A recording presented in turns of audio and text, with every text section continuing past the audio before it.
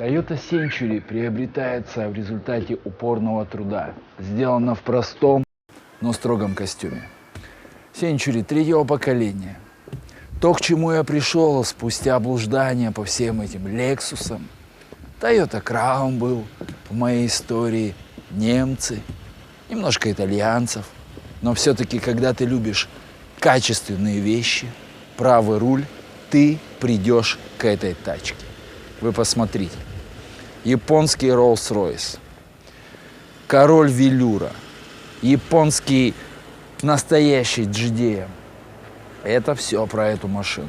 Кстати говоря, мы заезжали сюда, и нам охранник говорит: о, это что, Rolls-Royce? Провинция, Владивосток, ничего не понимают. Какова реакция будет в Москве, интересно, на этот автомобиль? Ребята, сегодня я вам покажу Toyota Century в третьем поколении, которая дебютировала в октябре 2017 года. Эти автомобили за 57 лет своего производства, 67 года, всего лишь насчитывают 3 поколения. Классика, какая она и есть. Эта машина не про роскошь. Здесь мы не увидим каких-то красивых лампочек, супермониторов, много сенсора. Здесь этого не будет. Здесь будет велюр, настоящее дерево и настоящий хром. Сегодня у нас король правого руля. Toyota Century, Toyota век.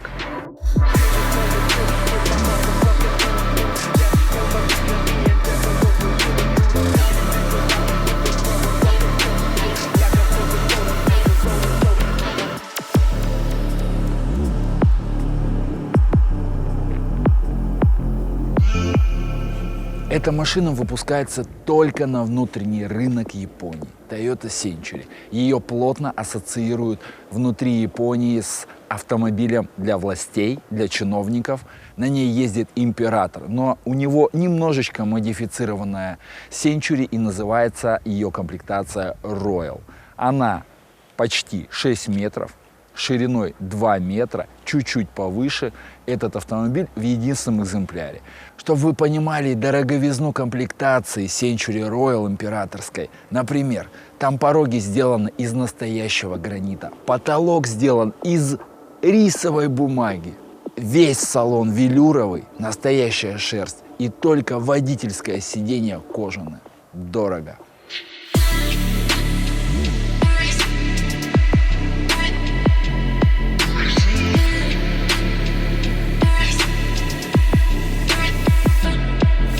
Я помню, когда был первый разы в Токио, идешь, гуляешь, наслаждаешься современным электронным городом, мелькают вывески, ходят фрики,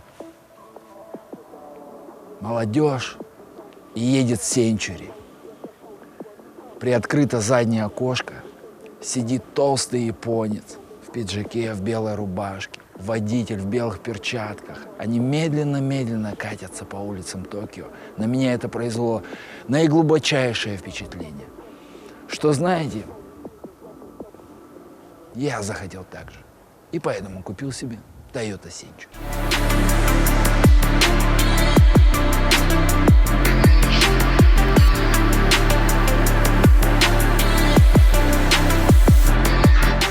Друзья, давайте начнем с внешней части.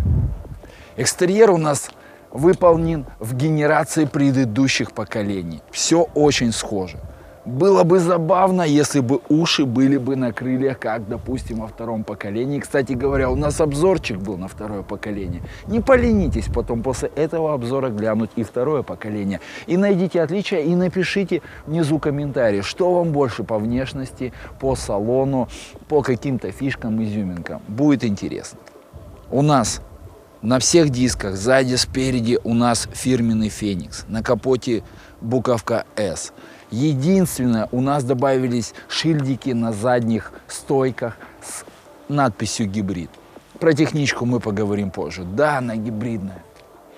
Фары полностью светодиоды. Обратите внимание на решетку, которая, да, похожа на Rolls-Royce, и ее во Владивостоке очень часто путают с этой машиной. И вот здесь уже за самой решеткой вот эта сетка выполнена в форме бесконечной короны. интересные решения. Прошу заметить то, что у нас много хрома по автомобилю, и он весь настоящий. То есть это не крашеный пластик, а настоящий хром. Идем далее по автомобилю. Все классика. Ручки, зеркала, вся оптика, светодиоды, фирменное название Century на крышке багажника. Друзья, напоминаю то, что тот, кто не знает, что это за машина, он никогда не узнает, что это Toyota, потому что здесь лейбочка, это птичка, которую гравирует мастер целых 6 недель. А что это за птичка? Птица Феникс. Илюх, время, да?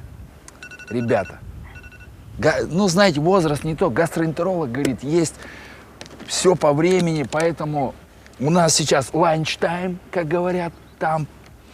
Если вы кушаете, и вам приятного аппетита. Это что такое? Илюха, научи их собирать для меня обеды. Где мои золотые, настоящие, японские?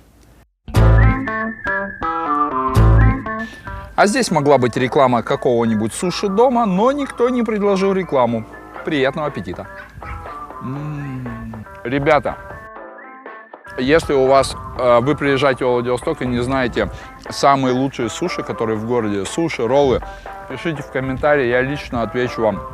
Ребят, которые делают максимально приближенные суши, как в Японии. Обожаю их, просто бесплатная реклама им будет у нас в комментариях.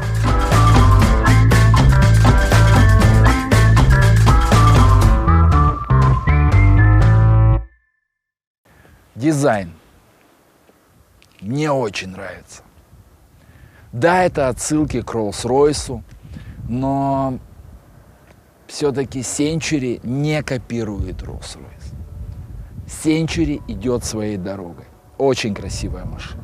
Все, просто все смотрят на нее в потоке, подходят на парковках и спрашивают, а что это за машина, какого года, какой мотор. Вызывает просто у мужчин бурю эмоций. Девчата вообще не понимают, что это за машина, что это за бренд. У нее правый руль, нету ни значка, ни Тойоты. Что это? Что это за бренд с птицей на решетке радиатора? Кстати, сегодня мы получили про этот автомобиль комментарии. А что, китайцы начали нормальные машины делать? Люди не понимают по дизайну, то есть этой машины. Они ее видели в интернете, это и то единицы видели ее. Во Владивостоке вообще никто не видел эти машины в 99,9% вживую, потому что их можно было посмотреть только в Японии, на всяких мотор-шоу или в интернете. И вот она у нас в России. Ребята, напишите, пожалуйста, внизу в комментариях, каков вам дизайн. Что бы вы добавили, может быть, ушли бы от классики. Напишите ваши мысли. Вы же дизайнеры. Вы же пишете, что автобренды ошибаются, либо они красавчики. Напишите свое мнение, пожалуйста, про эту тачку. Буду ждать. Century в 3-м поколении выпускаются в 4 цветах. А сейчас немножечко про покраску. Обычно у автомобиля 4 слоя краски и лак. Допустим, те же самые Крауны, Лексусы. У Toyota Century же целых 7 слоев, и каждый слой полируется вручную и наносится слой лака. А в черном цвете лак не просто прозрачный, а немножко с черным оттенком, который добавляет глубины этому цвету. И по моему мнению, черный цвет самый дорогой, самый яркий, это просто как черный бриллиант.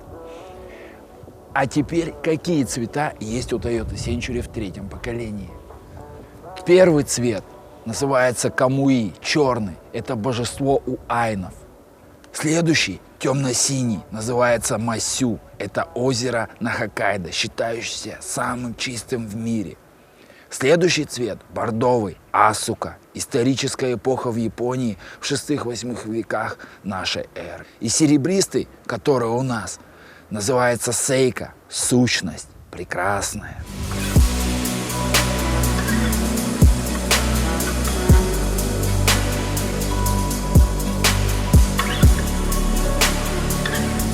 Когда ты владелец Century, честно говоря, ты не заглядываешь под капот. Эх, трость бы подставить. Как во дворах, да, было у нас, а? Палку поставил, ковыряешься, там палка выскакивает, по горбу тебе, на. Ну что, у машины много пластика под капотом. Здесь принципиально новые агрегаты.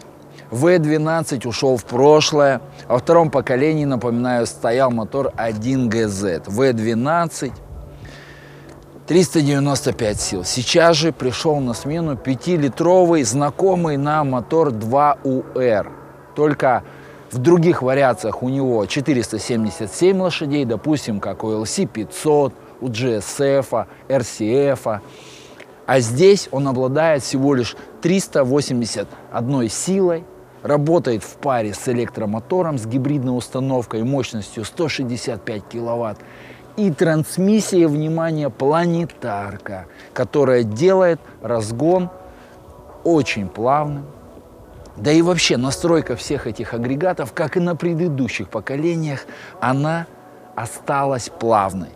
То есть никаких рывков, никакой скорости, никакого рычания. Но зато у тебя всегда есть потенциал.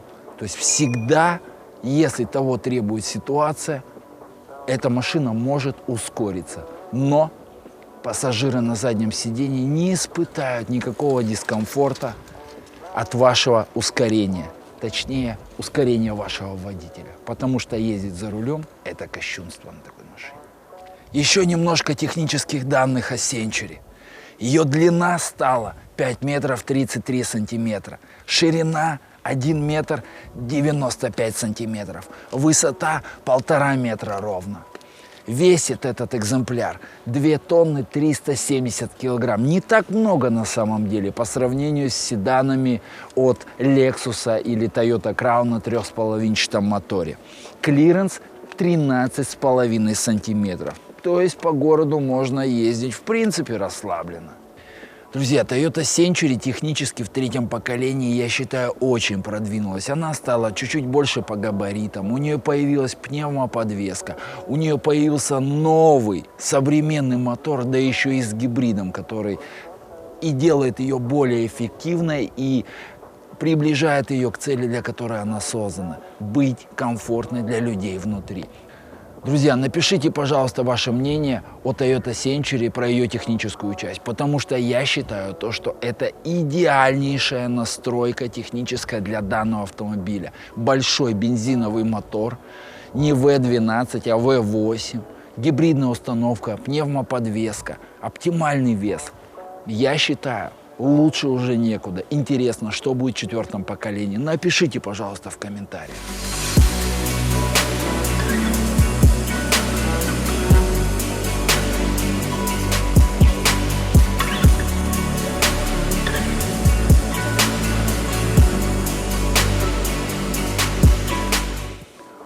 Ой, редко я здесь бываю, скажу я вам, на водителе. Ну и валяйся. Это я трость. Друзья, но у водителя все прекрасно. Здесь попроще, чем на заднем ряду. Сейчас мы туда пройдем. Но очень комфортно. Двери тяжелые. Обратите внимание на ручку открывания дверей. Своеобразно. Подлокотник, USB-порты, но все-таки у нас уже 2017 год. Бардачочки, так же как это мы видели еще на Крауне. Здесь у нас много кожи, немножко дерева вот здесь, но акцент все-таки дизайна материалов не у водителя. Водитель у нас не обделен опциями подогревы, продувы, положение сидения, все здесь есть. Память на 3 человека и у водителя, и у пассажира. Сдержанно, но лаконично.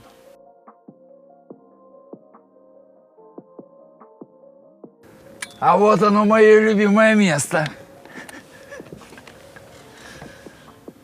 Ой, как дома.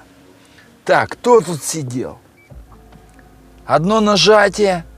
А вот во втором поколении, например, подголовник надо было руками убирать. А сейчас автоматика. Самая моя любимая опция – это вот этот ремешок под мою трость.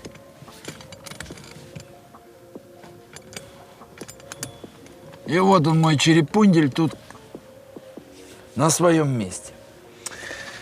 Шикарно. Все управляется, все электро, есть массаж. Но знаете, вот до чего хочется все-таки немножечко пристать. Это вот до вот этого монитора. Вот вроде бы понятный, но взят он с ЛС. Точнее, сделаны они на одной базе. Немножечко, все-таки в 2017 году уже немножко можно было сделать поэргономичнее. Но, вы знаете, один день, и вы уже все кнопочки, они уже вам как родные. Вот эта консоль, все бардачки, отцентровка, все выполняют люди на глаз, профессионалы, все ровно. Никакой автоматики, никаких роботов. Все делается руками, ручная сборка, салона в том числе. Обратите внимание, у нас здесь кожа, мягко, очень мягкие сиденья.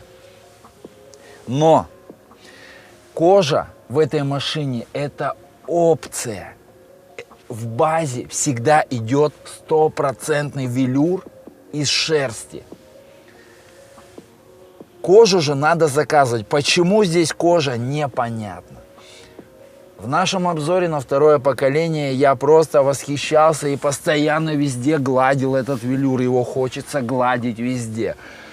Кожа мягкая, кожа хорошая. Она отличается от кожи, которая в Лексусах, в Краунах, в Равчиках. Она отличается.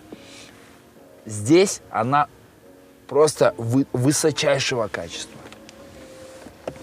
Очень много всяких бардачков. Выезжающий вот такой вот столик. Подстаканники, подсветочки, колонки в потолке, зеркала, шторки. Я думаю, будет как в Майбахе, что нажимаешь на кнопочку, отъезжает. Но все-таки у нас машина – это классика. Руками. К сожалению, в этой комплектации, конкретно в этом автомобиле, нету люка для ног. То есть можно еще вытянуть ноги, снять туфли, вытянуть и расслабиться на все 100%. Задний пассажир может управлять всем автомобилем, кроме, соответственно, руления этого автомобиля. Музыка, климат, расположение сидений. В общем, все опции и управление ими, они вот находятся вот в этом мониторчике. Здесь вы управляете всем, что происходит внутри этого автомобиля. Вроде бы много колонок, вот только 4 в потолке, 2 динамика у меня в двери, сабвуфер сзади, но музыку не хочется слушать, хочется слушать тишину. И в этой машине всегда тихо. Кстати, интересный факт. Дипломаты японского консульства в Москве ездят на Century. И есть неофициальная информация, что примерно где-то 100 экземпляров Century в разных поколениях были собраны на левом руле для других азиатских стран, но тоже для больших шишек. Вот, поэтому, возможно, в каких-то странах даже можно встретить Century на левом руле. Было бы интересно. Может быть, и вы видели, напишите в комментариях. Я вот не видел. Ребята, какой вывод могу сделать про Century? Очень комфортно. Сзади сидишь, все опции. Такие классные и приносящие удовольствие, как массаж. Можно вытянуть ноги, расслабить их. И если у вас дальняя поездка, либо вы в пробке, вы здесь не будете напрягаться и ждать, пока вы приедете. Здесь можно поспать, послушать музыку, закрыться от внешнего мира и расслабиться. Эта машина как сохраняла свою цель – дать комфорт заднему пассажиру, главному человеку в этом автомобиле. В третьем поколении они сделали это еще более комфортно, еще более акцентированно на вот этом человеке, который сидит на этом месте. Toyota. Зачет.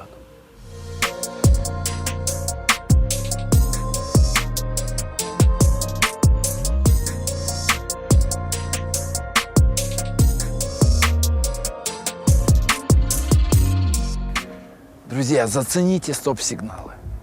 Ай, стиль. Чтобы открыть багажник, справа от Феникса есть маленькая кнопочка. Мы ее нажимаем. Открывается багажник.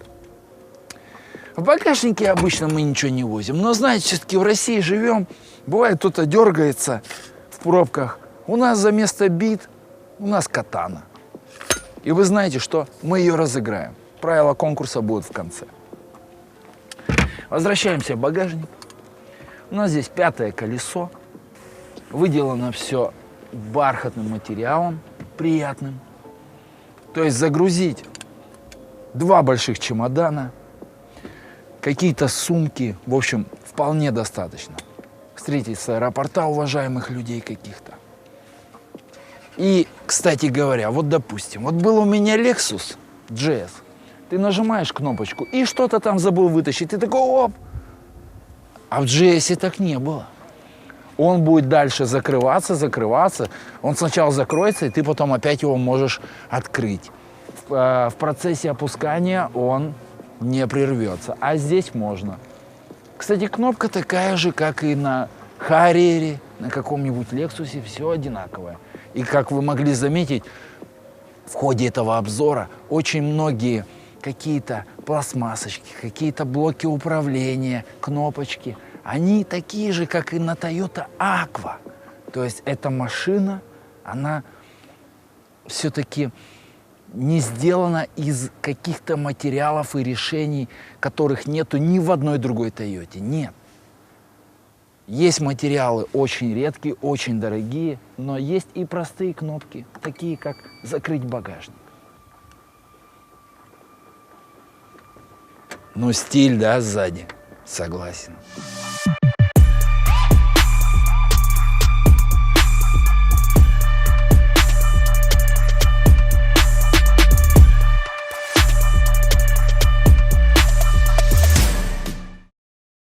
Ну что, ребятки, прокатимся за рулем, расскажу вам ощущения. Вот на GSF по молодости, когда ездил, ну, обзор, наверное, видели, там в описании, если что, будет. Там 477 на таком же моторе, но без гибрида. Ой, дуровая тачка. Молодой был, гонял, нравилось. Ехал и говорил, о! А вот здесь этот же самый мотор, но на 381 силу. И еще плюс электромотор. Ты стартуешь, и в салоне все спокойно. Пассажир, уважаемый сзади, вообще не сдвигается со своей сидушки. Никаких рывков. Кстати, так как здесь гибрид, здесь планетарка, которая дает плавность хода, никаких переключений, никаких перегазовок, обороты, здесь их как таковых тоже нет. Гибрид, эко, пауэр, чардж, едешь, кайфуешь.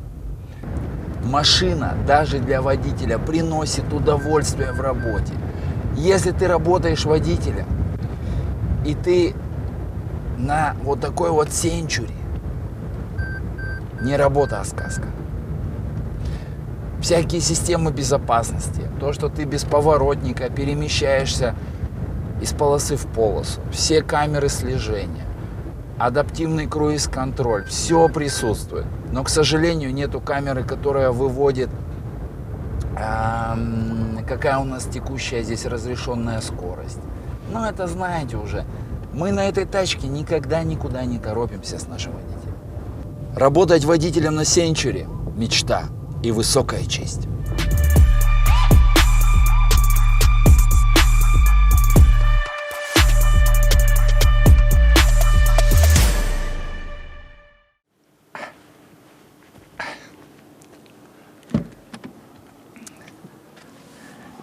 Ну а что, не люди, что? Надо иногда и в кустиках остановиться, даже на Century. Поехали. Ай, вот эти плавные старты. Ну вот, машина специально настроена. Даже если у вас водитель где-то торопится, где-то педальку нажал, эта тачка не позволит вам вот так вжаться сидушкой и быстро поехать. Грамотно настроен. Места достаточно, хотя я сижу за водителем. Водитель у меня с высоким ростом. 185 илю. И мне достаточно места, я даже не сижу на самом главном месте, потому что у нас там сидит оператор. Там откидывается подголовник, я могу смотреть вперед, ничего мне не будет мешать. Массажик будет делаться. Сидишь тихо в салоне. Машина не качается, не чувствует каких-то неровностей. Все-таки дороги не научились так в России делать. Трещинки, ничего не чувствуется. В этой тачке думаешь о великом. Никакой суеты, никакие посторонние шумы. Очень комфортно. Если решил полежать, можно диван, вот эту вот центральную консоль убрать, вытянуть ноги. Ну, сейчас не буду, но иногда делаю. Потолок белый. И, кстати, вот этот ворс, вот что вот в краунах, что в других машинах, все одно и то же. Но за ним чувствуются дополнительные слои какие-то. Это все шумоизоляция, что дает эффект бункера. Ну, шторки. Ай, хочу посмотреть на Россию, матушку. Весна как-никак. Природа просыпается. Когда едешь на заднем сиденье Century, отдыхаешь. Можно подумать. Едешь навстречу, обдумываешь, о чем будет диалог, как лучше повзаимодействовать в этих переговорах, о чем договориться, какие цели этих переговоров. Или едешь после трудового напряженного рабочего дня, смотришь в окошко, тихо, город, суета, а ты в капсуле спокойствия и безмятежности.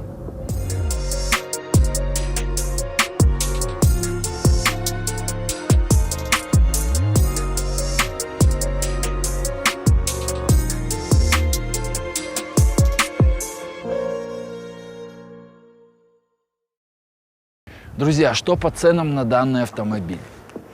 Экземпляры, вот такие вот красавчики, с пробегом 2018, 2019, 2020 года можно взять до 10 миллионов рублей. Новый автомобиль, рекомендованная цена на сайте Toyota 20 миллионов 800 тысяч йен. То есть это примерно по текущему курсу почти 13 миллионов рублей. С пошлиной это будет где-то 17-18 миллионов рублей. Я считаю, за такой новый автомобиль, когда Rolls-Royce стоят 30+, считаю вполне адекватный. Данный автомобиль поедет в Москву. И вы представляете, когда весь город ездит на 222-х, на 223-х, на Майбахах. Роллсы, да. Где все Роллсы, которые катаются в России? Конечно же, в Москве. И вы представляете в потоке вот этого красавчика. Это просто разрыв шаблона. Обязательно с водителем эта машина будет ездить. И хозяин ее будет сидеть на заднем сиденье и просто ловить интересующиеся взгляды. Я уверен, что в Москве единицы знают вообще, что это за автомобиль. И они будут с удивлением смотреть на расположение руля, пытаться угадать, что это за автомобиль, что это за птичка спереди, а это Феникс. Очень, конечно, интересная покупка в Москву. Клиент давно мечтал о данном автомобиле, и вот его мечта свершилась. Друзья, вот эту сувенирную катану мы разыграем, и выиграет тот, кто напишет, почему данная машина, в чем она круче и прикольнее какого-нибудь ГОСТа, Rolls-Royce, S-класса 222, 223, либо Бэхи семерки. Напишите, пожалуйста, и тот комментарий, который соберет больше всего лайков, заберет эту катану.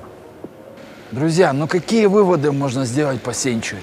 Это просто прикольно. И многие говорят то, что до 10 миллионов можно взять 223 Mercedes. Можно взять топовую Audi A8, Бэху семерку. Можно взять GLS, чуть-чуть еще добавим.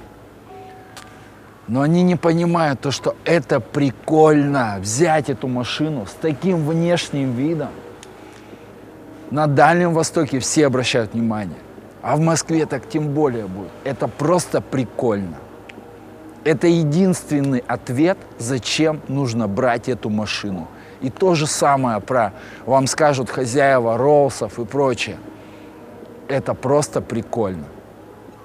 Есть машины более комфортабельные даже, чем Rolls. Там даже USB-портов нету в Роллсе, потому что там тоже ребята идут классической дорогой. Друзья, напишите ваши мысли. Вообще, какие есть? Куда потратить 10 миллионов? Стоит ли покупать одну машину за такие деньги? Или стоит купить 3 Альфарда, которые будут возить всю семью? Зачем человеку в Москве, зачем ему Century? Напишите, пожалуйста, ваши комментарии. Является ли эта машина до сих пор легендой, потому что кто-то говорит, что в нее поставили гибридную установку, и она стала попсой. И она стала почти Toyota Aqua. Жду ваши комментарии. А нам надо ехать работать.